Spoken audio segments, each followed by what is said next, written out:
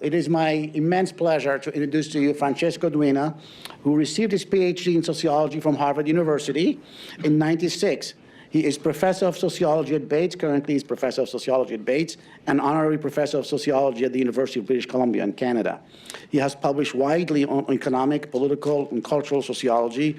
His books include Winning, Reflections on an American Obsession. I love the title, and I'm asking for a copy. The Social Construction of Free Trade, the EU, NAFTA, and Mercosur, which was published in 2006 by Princeton University Press, and Institutions and the Economy, which was published in 2011. He has other books besides. The latest one is Broken Patriotic in America, which I highly recommend, which copies are available. They were available anyway at the reception. So please help me welcome Francesco to the podium.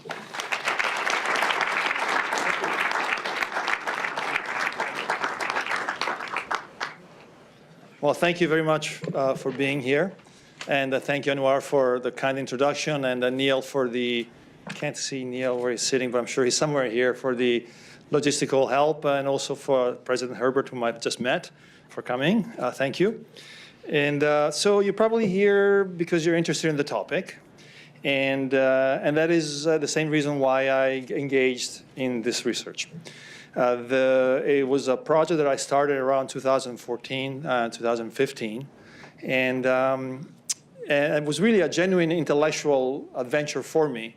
Basically, my question was, there are a considerable number of poor people in the United States, and we know that they are extremely patriotic. In fact, Americans in general are very patriotic, and you can see the expression of that patriotism just about anywhere you look. Pledges of allegiance in schools, for instance, where my kids go, here in Cumberland, not so far from here.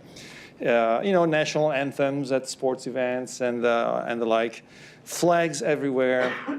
And we can think about that in a general way, but my question was, why would the poorest citizens of this country, with so much suffering that they experience and so much lacking in different ways that they experience, why are they so inclined and prone to express themselves in terms of patriotism? Not only patriotism in terms of love of country, but even if you look into it, a belief that America is not only a good home for them, but it's in fact the greatest country on earth. It's in fact the best place where they could be. It's in fact superior to most countries on earth. And that was a puzzle for me, driving around the country and seeing different places. And this is a picture I took, for instance. It is the cover of the book, and it exemplifies. My question is, why do you have a pole with a flag outside of your house, and what does it mean to you? Can you tell me what it means to you? Why did you go through the effort of putting one up, and what does it mean to you? Why you're so attached to it? Why did you go out of your way to do this? So that was my my question. I'm a sociologist. I'm also a political scientist, and I do comparative work. So I came at it from a comparative angle in a certain way, and I'll give you some comparative evidence and data around this. But so I will basically describe for you what I did, my research and my findings. So I'll divide this presentation into 6 sections. The first is, as you can tell, some data on the level of patriotism among the poor, and some definitions as well. The second part, I will try and convince you that there are in fact plenty of reasons for this segment of the American population not to be patriotic. They should be perhaps complaining. They should be perhaps very upset. The New York Times had, and many other newspapers, the last few years I've had op-eds and other articles and people writing and asking, why don't the poor rebel? Shouldn't they just have a rebellion against the system? On the contrary, they seem to love it. But I think there are plenty of reasons to think that they perhaps shouldn't be patriotic. Third section is on why the patriotism of poor Americans matters, why it's important. Fourthly, I will tell you a little bit about what the research out there says, but the bottom line I can already tell you is there is no research on this topic. I couldn't find anything written on it in academic research or in the media, whether it's in Time magazine or the New York Times, the Portland Press Herald, Just there wasn't anything that I could find and put my hands on. I'll tell you a little bit about what I did in terms of methods to arrive at some answers, and then I'll tell you what my findings were. I ended up going to Alabama and Montana, spending a bit of time there and interviewing a number of people. So first, some definitions. I hope you can see this. But basically, by poor, I don't mean any derogatory, anything derogatory by that. It's simply the most economically disadvantaged class in society. There are various ways of defining that, but basically, in the research that I did, those found at the bottom 20% of income and wealth levels in American society, or those who identify when you ask them, where do you belong to? And they'll tell you, I belong to the lowest income brackets in the country. Or those who are classified by the US government for various reasons as being below the poverty threshold. So that's kind of the definitions I use for poor. And patriotic in this research and in this book, I mean, as I said, more than the love of country, I mean a sense that the country is really superior. It's great. It's the best thing that has ever happened. So are the poor very patriotic? In fact, even on that, I couldn't find data. I had to collate the data. I had to go look at survey data and put simple charts together. And this is a chart. Much of the data that I'll show you is from the General Social Survey, which is the major survey that sociologists and others use to draw their analysis, to conduct their analysis. This is a chart that shows you lower class, working class, middle class, and upper class Americans, and to the degree, the percentage of those agreeing or strongly agreeing is blue, with the statement, I agree that I'd rather be a citizen of America than of any other country. And you can see that the lower class Americans are, first of all, almost 100% of them agree, and the vast majority of them strongly agree with that sentiment. And if you compare it across the other classes, it's actually in the aggregate higher and a bigger percentage than Americans from the other economic classes. So that's an interesting piece of data and somewhat puzzling. This is a piece of data really that shows you the change in the previous question in percentage points of people agreeing or disagreeing with the statement across time, specifically between 1996 and 2014.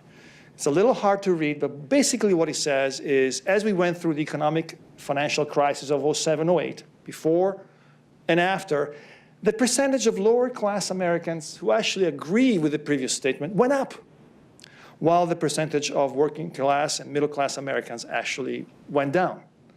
So not only is their patriotism and love of country strong, it's very resilient. It withstands the test of financial and economic crisis. This is another measure of patriotism. This is, do you agree that America is a better country than most other countries on earth? And again, up almost 80% of the lowest class respondents agree, and over 40% strongly agree with that proposition. And it is much higher than the equivalent for working class, middle class, or upper class Americans. Thus, I think this is a genuine puzzle. This is a complicated chart because it's comparative, and it was done not by the General Social Survey, but the World Values Survey, which is run out of, I believe, Europe, but basically compares a number of things across countries, including national pride. How proud are you of your nationality? This is only for the lowest income respondents across countries. And virtually 100% of American low-income respondents either said they're very proud or quite proud of being Americans. In every other country, there were some people who hesitated, right? And no one matched the blue, the very proud level that you see for the lowest income. Canada is close to us, but even there is some hesitation. Somebody's saying, I'm not very proud. But 100% of poor Americans agreed. I'm not going to bore you with this, but I'll be very brief. This is it slices respondents by race, by gender, by religious orientation, by political orientation, by urban and rural, by age. Poor respondents. And since 90% of them we know agree with these statements, it doesn't really matter whether you're thinking, well, maybe they're conservative, or maybe they're just rural folks. No, no, no, no. When you have 90% of them saying, we agree, it doesn't matter how you cut the pie, the vast majority will in fact say, of course. So it doesn't really matter. We're talking about poor women and men, poor religious, non-religious, poor urban, rural folks, all of them just about agree. The only group that is a little less intensely favorable is the young. The young Americans are a bit less patriotic. And we knew that in general. There are reports on that. This is for poor Americans, and that also holds true. Plenty of reasons for them not to be patriotic, right? I'll give you a few reasons. If you don't agree with me, maybe you'll agree with me afterwards. Their wages are hurting. We know that. They have very limited educational opportunities. They have very limited food security. They are very poor. Their social benefits, unemployment benefits, educational benefits, maternity benefits, after being jailed, reintegration benefits, are lower than the benefits that they would receive in other OECD countries. The OECD is the club of rich nations on earth. So if you compare our benefits with the benefits that the poor get in Sweden, France, Turkey, they're actually better over there. I mean, you probably want to be poor in Denmark over being poor in the United States, right? But not just Denmark. You want to be poor in Canada rather than in the United States, or France, or other places.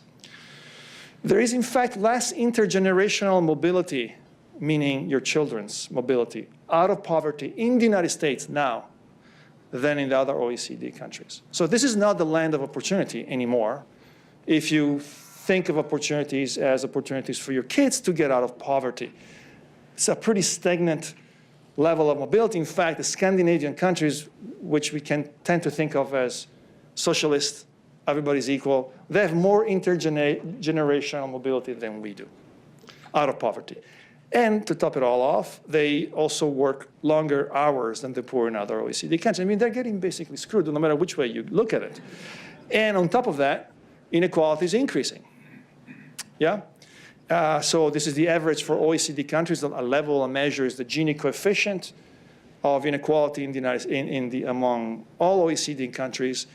It's been steady. It has not been increasing really. This red line includes the United States. Actually, I didn't take it out. It would actually drop a bit. And inequality in the United States, on the other hand, has been going up. So if anything, there's even a bigger gap between the poor and everybody else. And you would wonder, don't they get upset about this? Don't they wonder, maybe we should be asking some questions. So that was my question. You know, why care, right? Why care? Why is this a worthwhile research question? Well, there's all sorts of reasons. The first reason is that the social order depends on their willingness to go along, right? If they were to perhaps start posing questions and ask for more, maybe there will be a lot more instability in the country. So the social order depends on 40, 50 million people, you know, being quiet and content.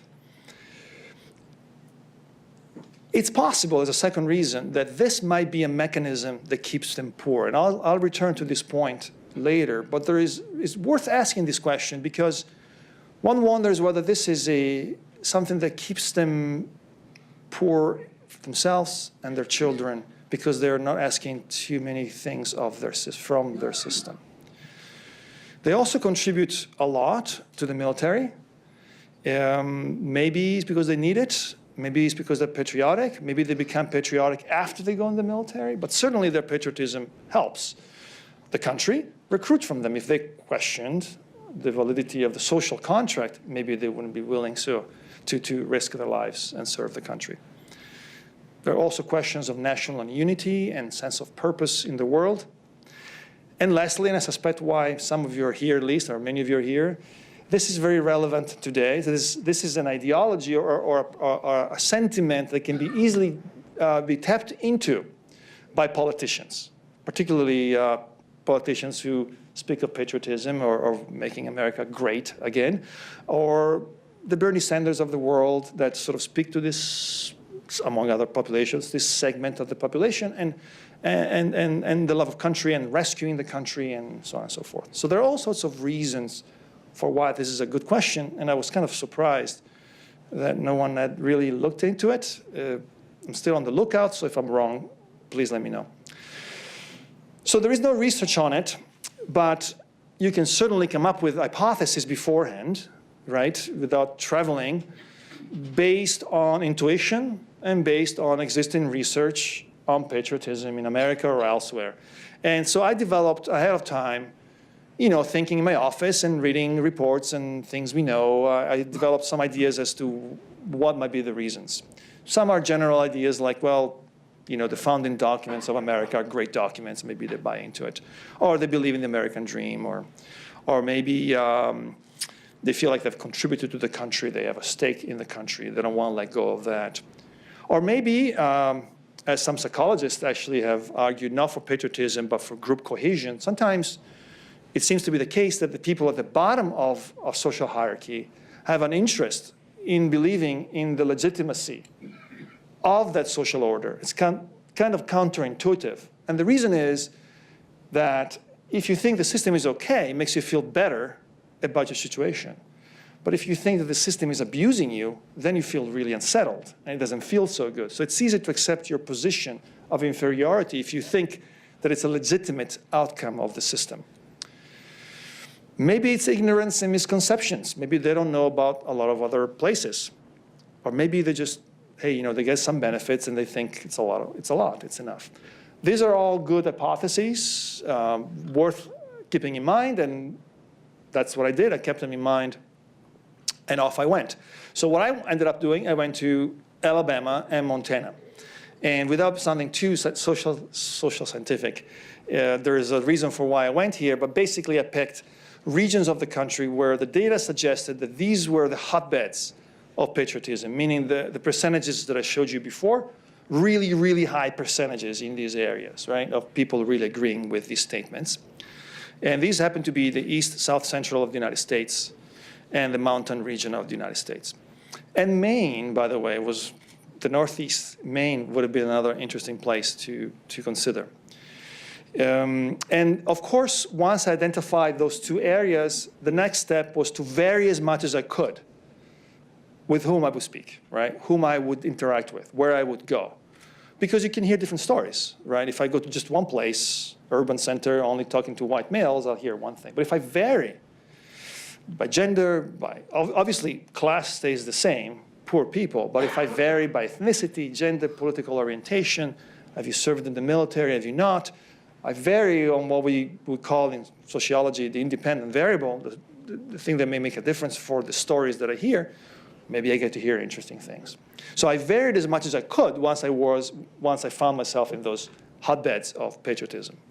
So that's what I did. So I went to Alabama, Montana, urban, rural areas, and I tried to keep track of whom I spoke with and what I was looking for and varying it that way.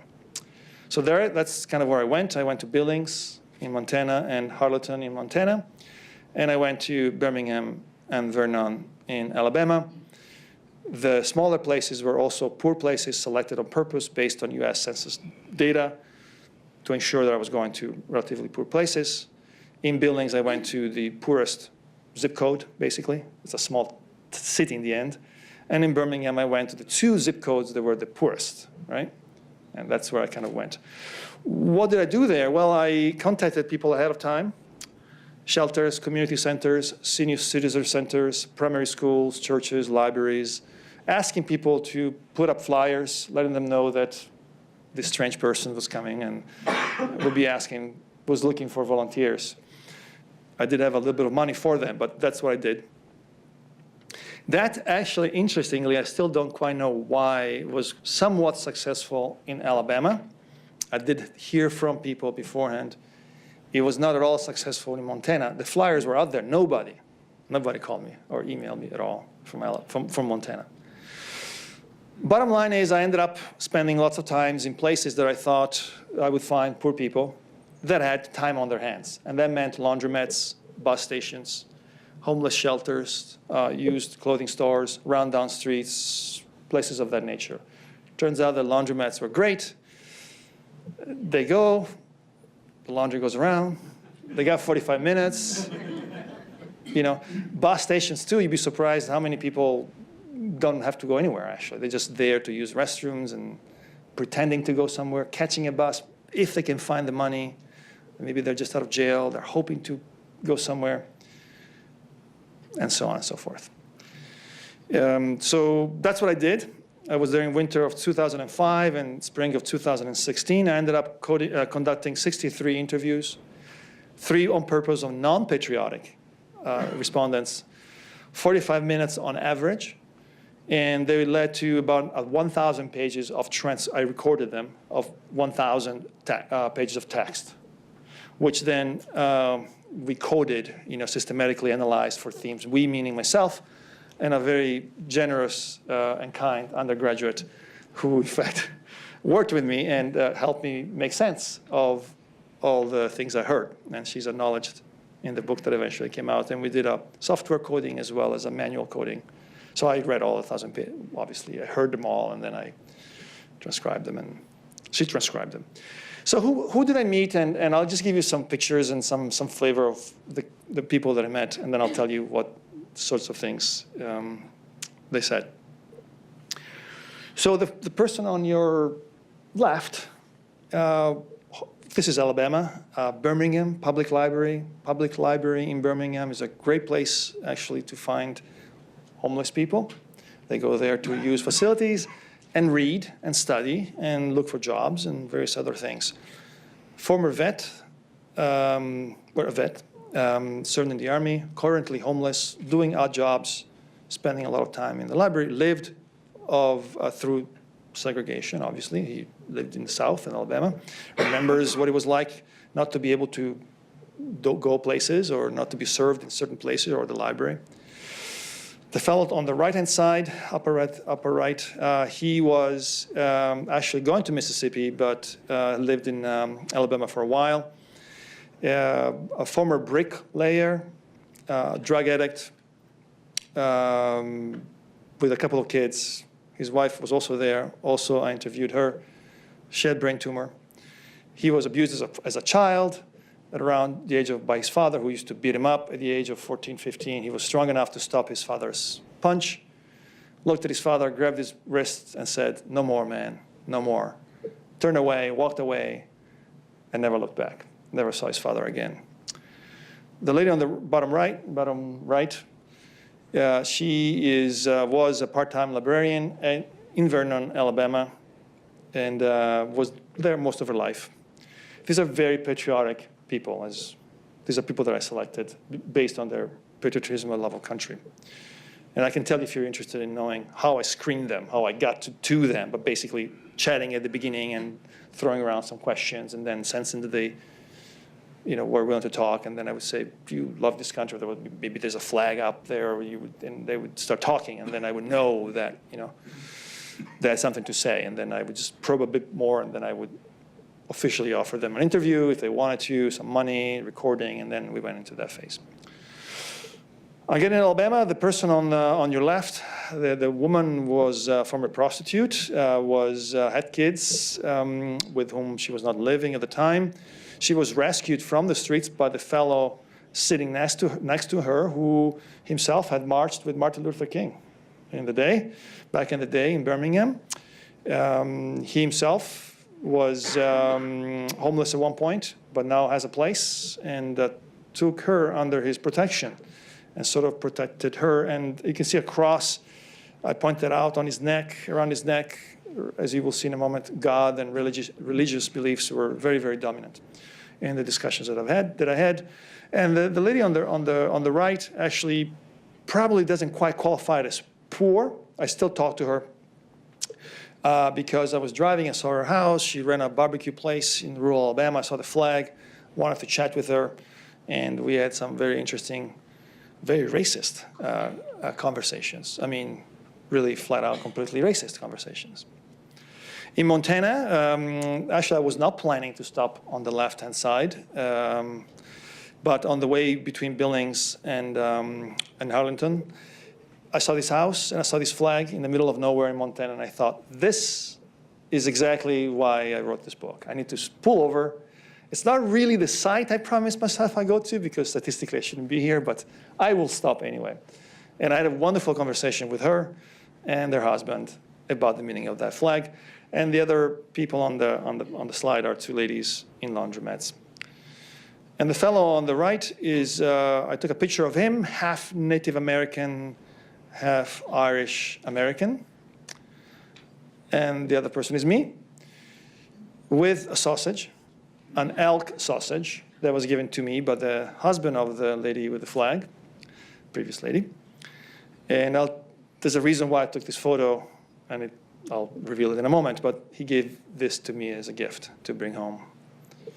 I don't want to admit that I didn't bring it in the end, because it was frozen and then it just didn't happen. I just didn't have the chance to, but it smelled really good. All right, so what did I hear? I'm going to describe for you three themes of the kinds of things that I heard. Three big themes with sub-themes. Of course, if you saw the data and the transcriptions, you could potentially come up with different ones, but I think I've hit on the most important ones. The first is a clear sense by the respondents that America is the last hope. That's just no other way to put it. For them, America is the last hope, and this meant different things. Many recognized that it's not only a hope, not only does America represent a hope to them, for them, it gives them a sense of hope and dignity, and I'll get into that in a moment, but that, America represents hope for humanity. It's the country that has tried historically to solve the world's problems, right? It's the country where people want to come to. It stands as a sign of great hope, and they felt this, right? They felt this strongly.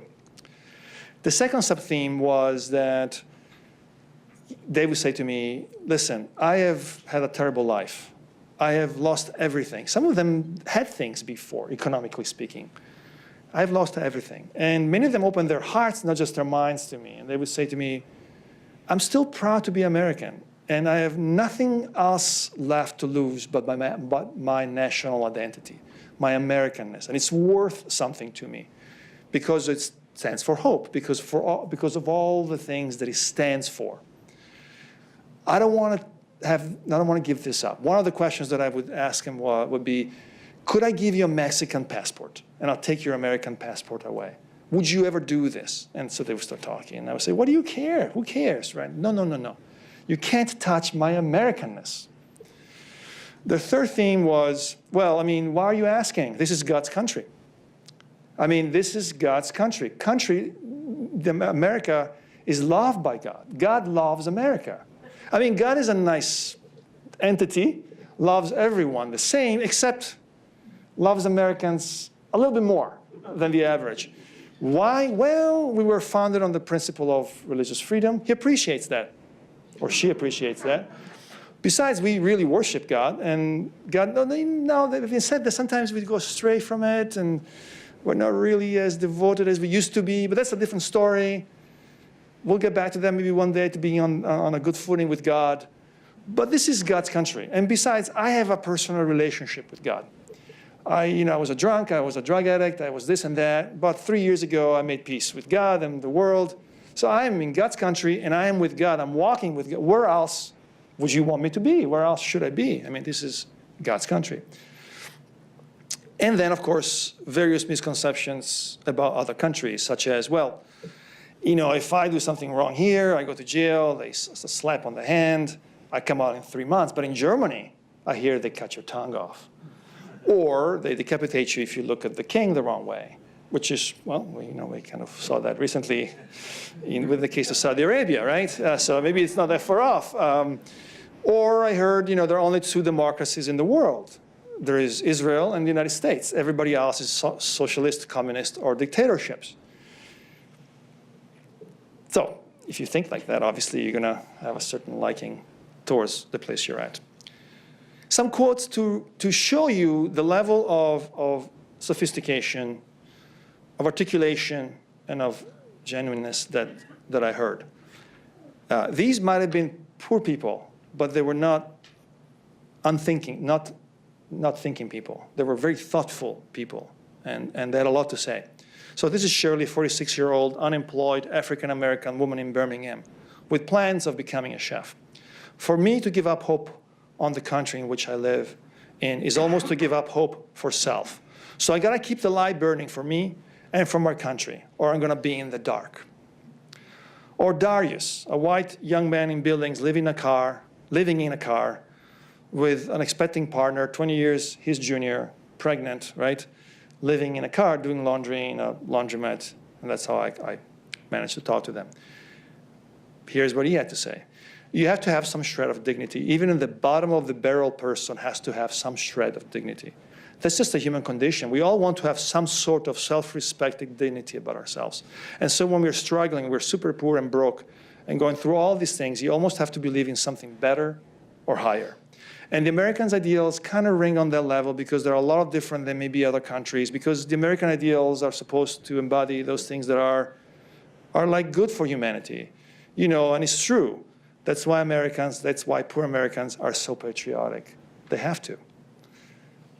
It's quite a fascinating quote. There are many, many, many fascinating quotes. I'm just sharing some of them with you. Second theme, land of milk and honey. A dominant theme was, hey, listen, they give me everything here. I get free glasses. I can go to the Salvation Army. I don't have to sleep without a roof over my head if I don't want to. I get benefits. They're not great, but this is a rich country. In fact, the country overflows with abundance. We give so much to other countries. We are a very, very, very rich country. So why wouldn't I want to be here? Now, of course, you can say, well, but look at you. You're not partaking in this. And immediately, and this is a very important point, from almost all of them, they would say, wait. What happened to me? That's my fault. Let's differentiate my fate from the country. The country's been good to me. I made bad choices. And I would push back, and I'll talk about that in a moment, and say, but come on, you were beaten up, you were this, you were that, you didn't live in the right areas at the beginning of your life. How could you say that the system isn't somehow responsible too? I'm a sociologist, after all. That's kind of what we study, right? And they would say, no. The poor make it, the rich make it, and it's on me. And so if you think like that, then you kind of can, put that together with the land of milk and honey, and it makes sense. And the fourth and really unexpected theme that I heard a lot was, listen, this country is beautiful. Open skies, big valleys, huge country. Why would I want to be why would I want to be somewhere else? This is a beautiful country. I'm happy here. I'm happy here. So Hubert, I changed the names, of course. And of course, I should preface by saying, not preface, but add that all that I'm sharing, they agreed to have me share their pictures, and all of that was done professionally. They know that I would use them and so on and so forth. This is the fellow with the lady in the library that I talked to you about who had marched in Birmingham with Martin Luther King. America is paved in gold. They help people with food stamps. That's why overseas they say this is our streets. Our streets are paved in gold. I love America. I've been here all my life. I ain't know nobody want to go anywhere else. No other country, no way. And Jeff, a middle-aged white Native American man in a bus station in Billings. People make their own life, make their own money the way that they want to make it, and however much they want to make it. Third theme, freedom and tradition. And in fact, this was the first thing I would hear when I would begin the interview and ask them to free associate things with a flag. The very first word, 90% of the times, was freedom. This meant both physical freedom and mental freedom. Self-determination and open skies. I heard it so much. I can go and come and go. I can think whatever I want. This is what the country is founded on. So this is a fantastic thing. Other countries, I don't have the same freedoms. So a sense that they could determine their own path. And yes, things had gone not necessarily very well for them, but still that sense that their possibilities were limitless. Second, love of guns, and this goes back to my elk sausage. I discovered that there's a strong attachment to guns, but not to protect themselves, but to go hunting. And so for them, this notion that America guarantees gun ownership, for many of them meant I can actually eat in the winters and summers. I can go hunting in the fall, and I have food in the freezer or whatever. I can go feed myself. So there was a strand of a thread of thinking around guns, freedom, feeding yourself. History, we had a revolution. It was a revolution. The English took our guns away, made our own guns. We freed ourselves with our own guns. It's been generational. I inherited my guns. I spoke to women and men who had 30, 40 guns. They had nothing else but 40 guns in their houses because it meant freedom for them. And they thought that they can't have the same thing elsewhere. And therefore, related to that, we fought for this. You know, we fought for this freedom with guns, right? We fought for this country. This country isn't just there randomly. We created this country, and so we were hanging on to it. Of course, these narratives came with strong variations between Montana and Alabama. I call them Confederate glories and Montanan libertarianism. You can imagine a bit of what it's like, to what those things refer to. You know, in Alabama, certainly the whites that I spoke with, for them, America is Confederate America. For many of them, there is no difference between the Confederates' values and American values. One guy had a T-shirt with both flags on them, so they're one and the same thing. You're misunderstanding us. It's the North who invaded us. It wasn't the South. It caused trouble. They started it. We are the true keepers, and so on and so forth. In Montana, there was quite a lot about, you know, open skies, small government, the kinds of things you would expect to hear. So Jill, middle-aged white woman in Vernon, Montana. Firearms have just been a part of our lives. My parents, my grandparents, actually I should say, pardon me, I should say Harleton. You know, I couldn't tell you any generation, other side of my family or my in-laws, that didn't hunt or provide dinner for their family. Filling the freezer is a huge part of the year. So that's a big part of that. And yeah, and you know, when you were talking about like the income, if it wasn't for hunting, we would not have meat at all. And because we didn't have much money, but antelope or deer or elk in the freezer, you know, what are you going to do? Here's a quote from Marshall that I will never forget. I found him in the library in Billings, young man who claimed to be working on an app on his phone, but he was homeless. It's a very free country. I mean, I live on the streets. I'm kind of choosing to do that. Sabbatical, which to a professor sounded, I understand that. Nobody bothers me for it. I'm not bothering anybody. I got my own little nook. There are other places in the world where I'd be forced into some place to shelter up or, you know, herded off or jailed, but not in America, i.e., I am free to be homeless in America, to sleep under the open skies. It certainly makes you think, right? So the last thing I'll mention from the findings is, and then I'll conclude with some overarching conclusions, is with many of them, at some point, I would reach 30 minutes into it, maybe 40, and I would kind of turn the heat up a little bit. And I would say, well, but come on. I mean, all this stuff, your path, all the stories you're telling me, are these just like fantasies? Or like, how do you reconcile your path with all these stories? And as I mentioned to you, the first typical mechanism was individual responsibility, as I mentioned to you. It's on me, it's not on the country. The second thing that they would often say is, look, what has happened to me is in the past. I just turned a corner just like 3 weeks ago. I have a job waiting for me tomorrow at some place, a car wash. So I'm just supposed to shop. And if you were to come here a week from now, I wouldn't even be talking to you, I'd be working. And I heard that a lot, this sort of sense of optimism that they had turned a corner or they were about to turn a corner. Either because they met God or because they met me, turns out. Because I have $45 to give them. And they see, well, see, God has told me to come here today. And good things are happening to me. So don't think that I'm stuck in this situation. It's going to change. The third thing which I found extremely moving was, you're talking money.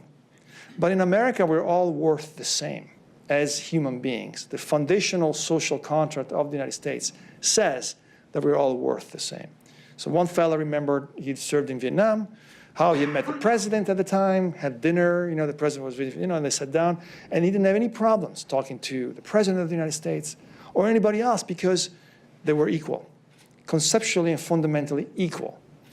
And this was very moving because it kind of pulled the rug from under my feet, right? I went in with this sort of puzzle, and they said, there is no puzzle. You're focusing on the wrong things. Just because we're poor doesn't mean we shouldn't love our country, right? There are all sorts of things that we should love. And of course, fourthly, many of them said, listen, bottom line is, this is all I know, really. I haven't traveled that much. Maybe you're right. Maybe if I were in Norway, I could have, but I don't know these things. So here are some quotes. Harley, elderly African-American vet on food stamps in Birmingham. Gotta be bad choices. They didn't get denied, so gotta be bad choices. I would say back in the 60s or something like that, they got denied. This is in relation to African-Americans in Alabama. I resent the country for that, because the president didn't have to let that happen, what happened in the South, He could have stopped that a long time ago. But right now, I wouldn't say that right now. African Americans in Alabama were the least likely to complain about racism and racial tensions than anyone else I met or spoke with. Keisha, African American aspiring artist in Birmingham. I got the worst hand though, but don't bother me because I know God got something good for me. He's someone give you double for your trouble, and I believe that because I know I'm a good person. So hope is around the corner. And Sydney, a young white stay-at-home mom in Billings. I just hear about places there's war, they're run down, they're dirty, they're not put together nicely, run by the government. I don't know much about the government or anything like that, but I just know that Africa and all those other places are poor. They're poor, they don't have buildings all over the place. They don't have, what we have. And I've always known, I don't know, I guess my dad, that we are a richer place. So, this confusion about other places, what they've been told, well, maybe. So it's very difficult to sum it all up, really. You've heard the themes. Perhaps one way to sum it up is to say the people belong to America, but America also belongs to the people. It's a sort of bottom-up, collectively held, individually focused sort of nationalism that gives its citizens a deeply valued sense of dignity. It really, for me, at the end of the day, if there's one word that I would use, is dignity. This is why they love the country. The country gives them a sense, for all its faults, gives them a sense of dignity. And they were able, I should add this, and it only occurred to me after I gave this presentation, a presentation like this a few times. People were asking in conversations, it occurred to me that they love the nation. Their love of nation doesn't mean the love of the state. It doesn't mean the love of the government. They're not saying we love Washington, D.C. They're saying we love the nation, the foundational contract. That gives them a sense of dignity. And that's extremely important, especially, I think, in the United States. And that's my second bullet point in the box there. Making sense of, but why is it that this is the source of dignity? Couldn't religion be a source of dignity? Couldn't they be hanging on to something else?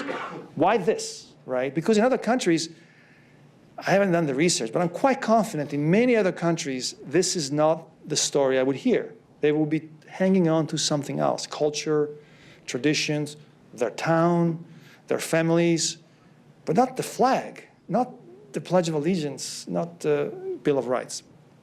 Well, my take is America is sort of a big country, right? Young country, lots of different people. What keeps Americans together is similar to Canada, Australia, those newer kind of countries. Patriotism as the civil religion for the country. It's the thing that's available to everybody. So, but this research, these findings raise all sorts of questions for me, right? The first one is, effectively the question is deluded or inspiring and inspired, correct or fooled, right? Or both, a combination of both. Smart or not so smart, right? Enlightened or kind of blinded. These are the questions, right? And I think we don't have to answer them. I think it's a combination of all of them. And I think the same answer applies to all of us. So I don't think there's anything special about them, actually, on that front. We're all deluded and smart and somewhat stupid. And, we're all like that, right? So, but question comes up. A key question is this a mechanism for the reproduction of inequality, right? As long as they, if you want to be cynical, as long as they believe this, they're content. As long as they're content, they don't ask for much more. They don't ask for a systemic change, and they're stuck. and they remain stuck. So is this drinking the Kool-Aid, is this the opium of the masses, right? So that brings up the question of durability and the possibility of change. If you want to bring about change, should there be a change somehow in some of this thinking, maybe what we teach in schools or what we do, what we teach our kids, especially our kids, right? Or what we do with in the military or other places. Another big question that comes up is there are subgroups. I only spoke to 60 patriotic Americans. They were not statistically representative, right? I mean, I varied them, as I told you, but it's not like I have a statistical representation to talk to you about. But I know that if I went to California or Maine or Texas or Chicago, I would hear something different, right? So I didn't catch the whole thing. I caught some strands of it. It'd be very interesting to hear more about that in that segment of the country. But of course, also about middle class, upper class groups in the United States, all very patriotic. You saw the data. But I don't think a rich American would tell me exactly the same things I heard from them. When they say, this is the land of freedom, a rich American probably means something a little bit different than Marshall sleeping under the sky in Montana. So yes, they'll tell me freedom, but what do they mean by that? I would be really curious to hear that, right? Same thing for other countries. I'm thinking of doing the same thing, Brexit, right? It would be wonderful to do that. Also because we know demographically and class-wise who voted for Brexit, and we know that socioeconomic status, lower socioeconomic status was a big factor in the pro-Brexit vote, a patriotic vote, right?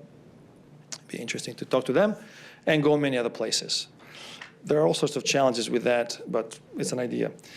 And of course, this has big implications for political platforms, agendas, political agendas, party agendas. I think the last election showed how much Trump was actually able to tap into this. Now remember, this is widespread between left-leaning and right-leaning Americans, so it's not just a conservative strand. But nonetheless, this is a powerful thing you can tap into. Now, do they all vote? No. In fact, many of them didn't know what the difference was between Republican and Democrat to go deeper to see which way they leaned. But this is a potentially very powerful thing to know about. And people, operatives know about this stuff. And so it has serious implications that I need to think about when it comes to the political discourse in this country and possibilities for new ideas and new platforms and things of that nature. So I'd like to end by thanking actually the people that I spoke with who dedicated a lot of their time and certainly opened up their minds to me, but also in many cases their hearts. So we'll end it. Yeah. Thank you.